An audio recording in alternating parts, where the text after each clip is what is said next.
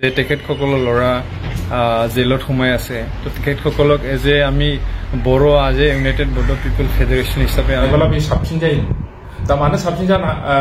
मानो ज' जानो हायाखै दा ज' जानो हानायनि कारना जाबाय माखासे जेलाव फैब्रबदों गाबोननि प्रग्राम थाखाय दा सार मा लाबोखो बेहाय गाबोननि प्रग्राम थाखाय दायो जोङो समनिबो आंखाल नालाय दायो जोङो गाबोन प्रग्रामनि थाखाय आर'नाइखौ लाना फैबाय आर'नाइ नांगौ होननायमोन लोगोफ्रा गाबोन माखासेखौ जों लाबोनोसै आरो प्रग्रामा गाबोनखा नालाय नांथारगौखाय जोङो नांगौखिनि बायदि माबाखौ मालखौ लाबोबाय आरो आर'नाइफोरखौ गाबोन जानाय लोंनायबो लाबोगोन दा एसे गाबोन लाबोगोन जानाय लोंनाय जेलाव हैनो थाखाय आर'नाइ लादों गुवाहाटी गरसकनि बर' दखानावनो आर'नाइखौ लानाय जादों दा दसे थानानै जेलाव हैनो थांगासिनो दं मानो होनोबा बे प्रग्रामा गाबोन 9 बाजिनिफ्राय 3-4 बाजिसिम जागोन बिथांमोननि थाखाय आर'नाइ लादों आरो बिथांमोननो एसे जानाय लोंनाय बाजारबो खालायनांगौ दसे उनाव जों मोनाबाबो आर'नाइखौ हैथारनांगोन मानो होनोबा गाबोननि प्रग्रामनि थाखाय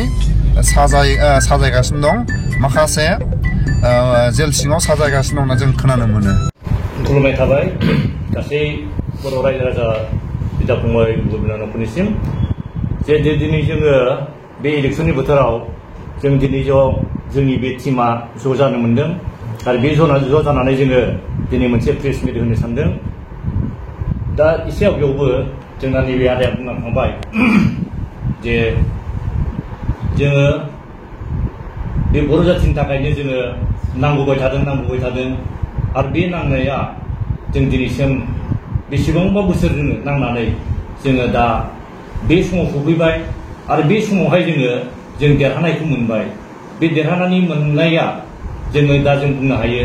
जोङो बर' जाथिया बा बर' हारिया सासे एमपि मोनफिनबाय होननानै जों बुंनो हायो जोङो दाख्लै स्क्रुटिनियावनो नमिनेशननि स्क्रुटिनियावनो जोङो हिरा सरनिया बादिखौ जों फेजेननो हाबाय आरो बे खेबसेयावबो बियो सिखाव भावै गेलेनानै देरहालांनोसैमोन जुदि जोङो बेखौ आं बिसेस करि जोङो माने जोंनि टीमा आदा जों ज' आरो जों बेजों 6 जना आङो पंकज इस्लारि आङो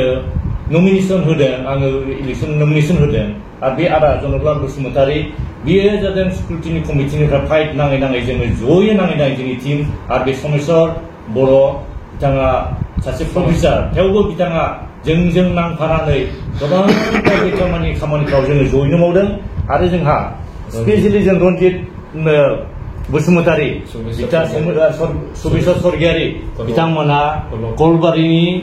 इउथ आनएमप्लयड इउथ एसोसिएशन ससाइटिनि जानानै बिथांमोनहा PIL होनायाव बिथांमोनहा गोगोम बाहागो लादों जोंनि हाइकर्टआव नांनायाव आरो नै गलक दङ बे गलकआ आदाजों गले माने A to Z खामानि मावनानै होग्रा दा जों बे 6 जन टीमा जोङो लागातार मावदों जेराव नांगौ होनबानो फैगौ होनबानो थुदो होनबानो जोङो बेवहाय ओंखारजोबनाय आदाजों ज' आदाया जादों जोंनि सेनापति आरो जों जादों दावहारु जों गासै जोङो दिल्ली हक गुवाहाटी हक दान हरबाबो सानबाबो जों बाहा थांनांगौ बाहा मावनांगौ बेखिनि मावनानै जोङो देरहानायखौ जोङो नाजाथारनानै जों दाख्लै देरहानायखौ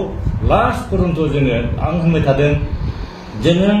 एडमिनिस्ट्रेटिभ लेभेलाव जोङो स्टेट लेभेल स्क्रुटिनि कमिटियाव जों बाहाय देरहाबाय WPT BC-निफ्राय जों बेवहाय जों देरहाबाय स्पिकिं अर्डार मोननानै बिनिफ्राय बियो आरो जोंखौ नब कुमार सरनियाया जोंखौ बियो रिपिटिसन होफिनदोंमोन बिनि एगेन्सै बेखौ बे मानिया होननानै खिन्थु हाइ कर्टआबो बेखौ जोंनि फेभराव जानानै बेखौ होबाय हय फार्स्ट सिगांनि सिंगल बेन्चआ बिनि फेभराव जानानै बिखौ गेलेनो मोननायसिम होदोंमोन उनाव आरो जोङो बेखौ जोङो डाबल बेन्चआव जों आपिल खालामफिनदों डिभिजन बेन्चआव जेला आपिल खालामफिननो मोनो होनब्ला डिभिजन बेन्चआ जोंनि फेभराव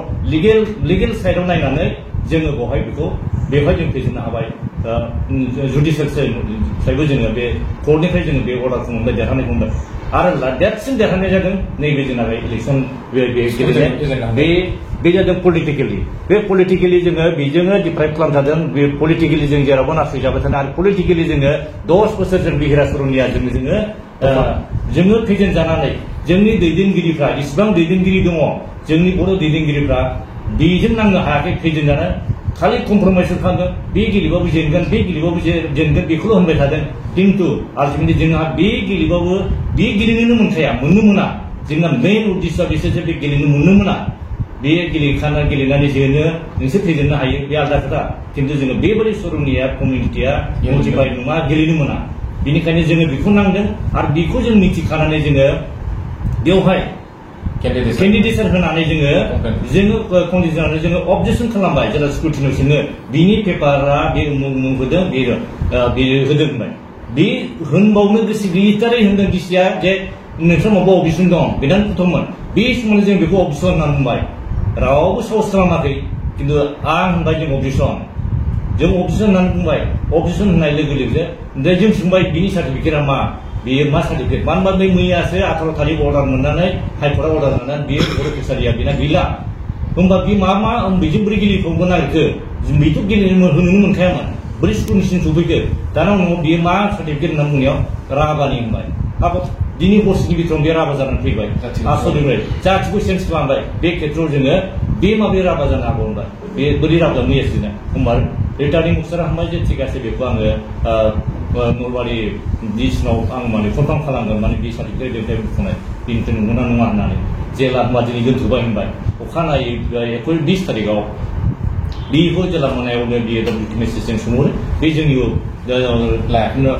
नलबारि डिसिआ होनबाय बे जोंनिफ्राय इस्यु खालामनाय नङा जोंनि इस्यु नाम्बार गैया जोंनि खुनु काउन्टारसाइन गैया बाहायना होनबाय लोगो लोगो स्पिकिं अर्डार होबाय रिटार्निं अफिसारा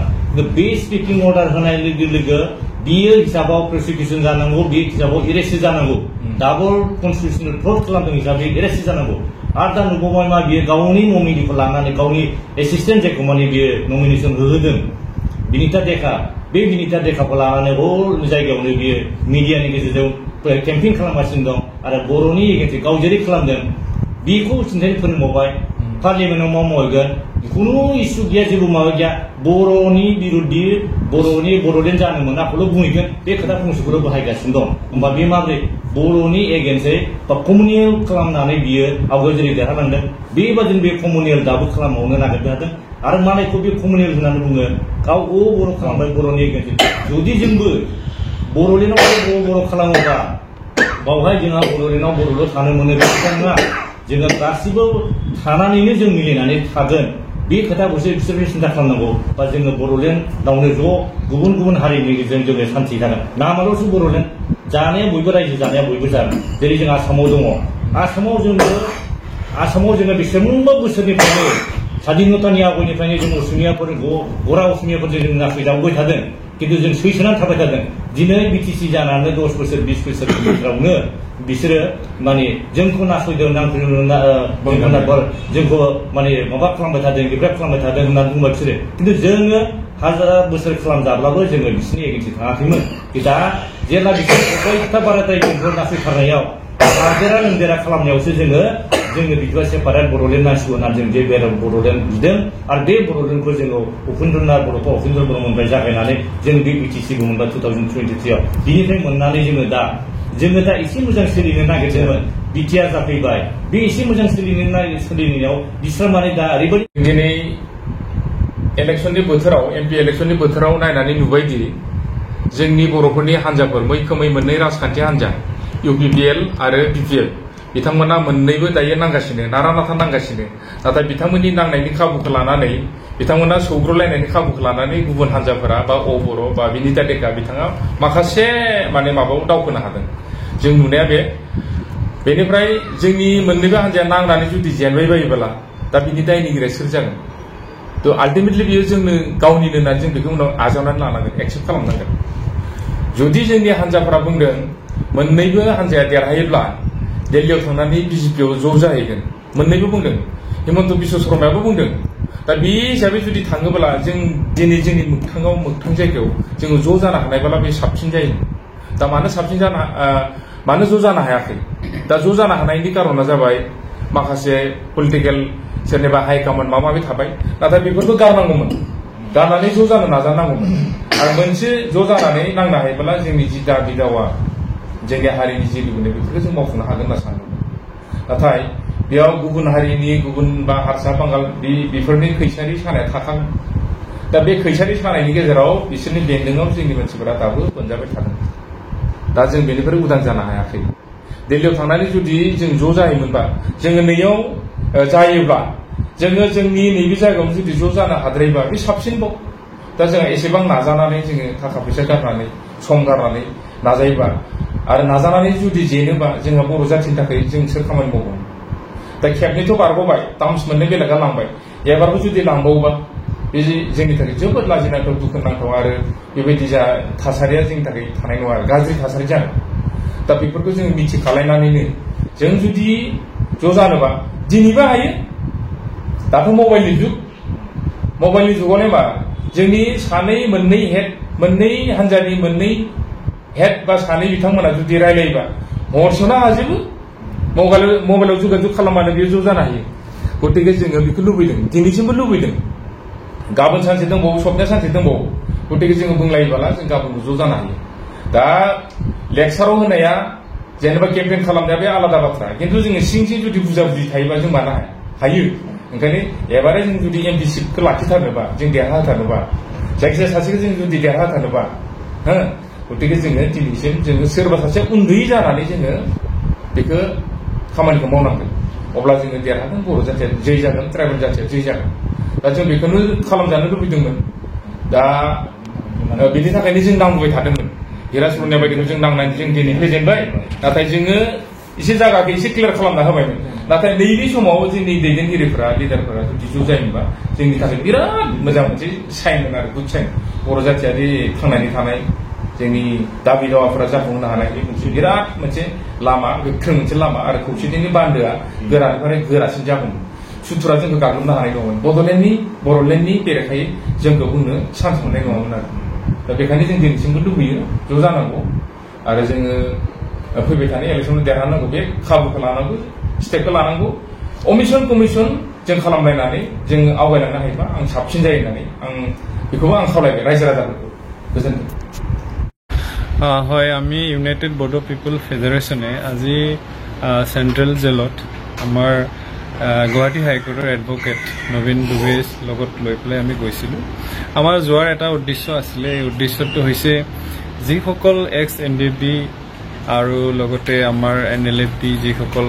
NIA কেছত সোমাই আছে তেখেতসকলক আমি সুধিব গৈছিলোঁ তেখেতসকলৰ কেছবিলাক কি হৈছে কিমান কি ষ্টেটাছত আছে আমি সকলোখিনি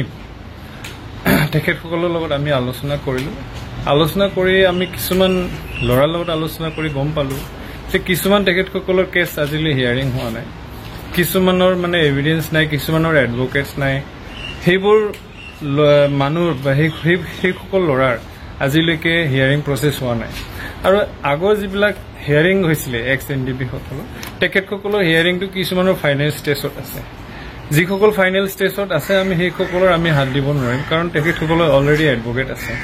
আৰু যিসকলৰ আজিলৈ এডভকেট হোৱা নাই নতুন কেছ আহিছে কোনোবা নিজেই গম নাপায় কি কেছত সোমাই আছে তেনেকুৱা যদি কোনোবা গাৰ্জেণ্ট আছে যে তেখেতসকলৰ ল'ৰা জেলত সোমাই আছে তো তেখেতসকলক আমি বড়ো আজি ইউনাইটেড বড়ো পিপল ফেডাৰেশ্যন হিচাপে আমি তেখেতসকলক আমি সহায় কৰিবৰ কাৰণে আমি আজি গৈছিলোঁ আমি আজি তাত গৈ দেখিছোঁ কিছুমান কেছ আছে মানে কাবাৰ মানে যিবিলাক হিয়াৰিং হৈ আছে তেখেতসকলৰ কিছুমানৰ কি হয় হেৰি আমাৰ কি কয় এইটো খাকীবাদী এতিয়া হিয়াৰিঙত খাকীবাদী হৈ থাকে গভৰ্ণমেণ্টে ইচ্ছা কৰিলে সেই খাকীবাদীসকলক লগ কৰি পেলাই খাকী লোৱাসকলক লগ কৰি পেলাই মেনেজমেণ্ট কৰিব পাৰে আৰু লগ কৰিলে হয়তো কোনোবা মাফ দিব কিন্তু তেনেকুৱা ধৰ প্ৰচেছত গ'লে কেছটো খুব সোনকালে চবৰ কেছ মানে ওলাই যাব মানে কিছুমানৰ আজিলৈ হিয়াৰিং হোৱা নাই সাক্ষী দিব নাহে সাক্ষীত আহিলে সাক্ষীৰ লগত যোনে সাক্ষী আছে তেখেতসকলৰ লগত কথা নাপাতে একো কোনো প্ৰচেছ লোৱা নাই কেছৰ যে সাপোজ আমাৰ 2-3জন মানটো আমাৰ হেং ডেট অৰ্ডাৰ হৈ গ'ল এক্স NDP সকলৰ সেইটোতো আৰু দুখ লগাৰ কথা তেখেতসকলৰ হিয়াৰিং যে কিমান সাক্ষীবাদী হৈছে কিমানটা হিয়াৰিং হৈছে এডভকেটে কি কৈছে আমি একোৱেই নাজানো গাৰ্জেনটো নাজানে সকলোৱে নাজানে তো যা হওক বাৰু সেইটো এক্স NDP সকলৰ যিটো সাৰেণ্ডাৰ প্ৰচেছ কৰি পেলাই তেখেতসকলে আসাম চৰকাৰৰ ওচৰত সাৰেণ্ডাৰ কৰিলে তেখেতসকলৰ যিটো সাৰেণ্ডাৰ এই সাৰেণ্ডাৰৰ মিনিংটো হয়তো ফুলফিল নহ'ল সাৰেণ্ডাৰ মানুহে কেতিয়া কৰে যেতিয়া মই বেয়া কাম নকৰো মই আজিৰ পৰা ভাল হ'ম বুলি চৰকাৰৰ ওচৰত সাৰেণ্ডাৰ কৰে সাৰেণ্ডাৰ কৰাৰ পিছত যে জেলত আকৌ যাব লগা হয় সেইটো আমি দেখা নাই আগৰ যিবোৰ আপসু আন্দোলনৰ ক্ষেত্ৰত বা কিবাৰ ক্ষেত্ৰত আমি বহুত সাৰেণ্ডাৰ কৰা দেখিছো সাৰেণ্ডাৰ হোৱাৰ পিছত মানুহ জেলত নাথাকে বাহিৰত আমি দেখা পাইছিলো কিন্তু আজি যিসকল আমাৰ এক্স এনডিবি ভাইসকল সাৰেণ্ডাৰ কৰিলে দিল্লী নিচিনা জেগাত চুক্তি কৰিলে চুক্তি কৰাৰ পিছতো তেখেতসকলৰ যিটো ৰেহাই এই ৰেহাইটো আমি দেখা নাই সেইটো আমি বুজিব পৰা নাই যা হওক এইটো চৰকাৰৰ ডিচিশ্যন চৰকাৰে যদি ভাবে এইটো অতি সোনকালে সবকে ৰেহাই কৰিব পাৰিব বুলি আমি আশা কৰিছো আৰু আমি অনুভৱ কৰিছো মই ইউপিএফ চবতকৈ মই নমস্কাৰ কৰি আছো আমাৰ ইউপিএফ পৰা আমিতো কওঁ যে আমি গ'লো জেলত আমি চবৰ লগত যিমান আছিলে আমাৰ মানুহ চবে গৈছিলে আমাৰ প্ৰথম উদ্দেশ্য এইটোৱে আছিলে কি আমি গৈ পিনে চাওঁ কি আমাৰ কেনেকুৱা বড়ো সমাজৰ পৰা কোনোবা মানুহ এনেকুৱা আছে নেকি যোনে আপোনাৰ তাত আননেচেচাৰী ভিতৰতে আছে আৰু ইয়ক এনেকুৱা ক্ষমতা আছে নেকি বাহিৰত মানে আহিবৰ কাৰণে ইয়াৰ কিবা চান্সেছ আছে নেকি আমি এইবোৰ চব চাৰ্ভে কৰিবৰ কাৰণে আমি তাত গৈছিলোঁ যোৱাৰ পিছত আমি বহুতজনৰ লগত লগো ধৰিলোঁ আমি এইটোও গম পালোঁ কি কিবা কেছ এনেকুৱা আছে যোনে সুপ্ৰিম কোৰ্টত চলি আছে কোনোবা কেছ আছে যোনে হাইকোৰ্টত চলি আছে এইবোৰত এটা ভাল ভাল এডভোকেট এনেকুৱা আছে ইয়ক লাগি আছে কৰি আছে আমাৰ মেইন উদ্দেশ্য এইটো আছিলে কি আমি গৈ পিনে এনেকুৱা মানুহ যোনে মানে আপোনাৰ আইনৰ বিষয়ে ইয়ক নলেজ নাই যোনে তাতে কিবা এটা কেছৰ কাৰণে সোমাই আছে ইয়ক কোনোবা কণ্টেক্ট কৰিব পৰা নাই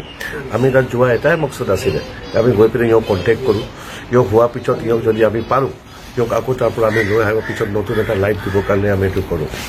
বোলো আমি কিবা এটা আমি লগ পাইছোঁ এনেকুৱা মানুহ আমি লগ পাইছোঁ যোনে এতিয়ালৈকে কোনো ঘৰৰ পৰাও মানুহ অহা নাই ইয়ক লগ ধৰিবৰ কাৰণে আৰু ইয়ক বৰ্তমান এইটোও নাজানে ইয়ক কিহৰ কাৰণে ভিতৰত আছে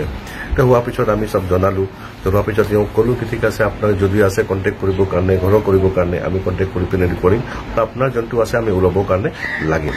খালি এটাই আমি তাৰ কথা কৈ আহিলোঁ ঠিক আছে আপুনি যেতিয়া লাগিব আমি ওলাবৰ কাৰণে এইটো কৰিম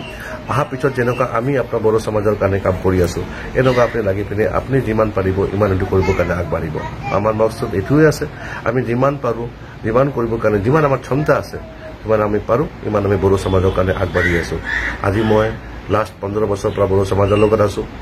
ভাল পাইছোঁ এইটো হোৱাৰ পিছত আৰু লাগি আছোঁ আৰু লাগিয়ে থাকিম আৰু যিমান এইটো আছে জেনিউন আৰু আইনৰ বিষয়ত যিমান কৰিব লাগে যিমান লগে মই জানো ইমান লগে মই সবকে ডিছপ্লেট কৰিম নমস্কাৰ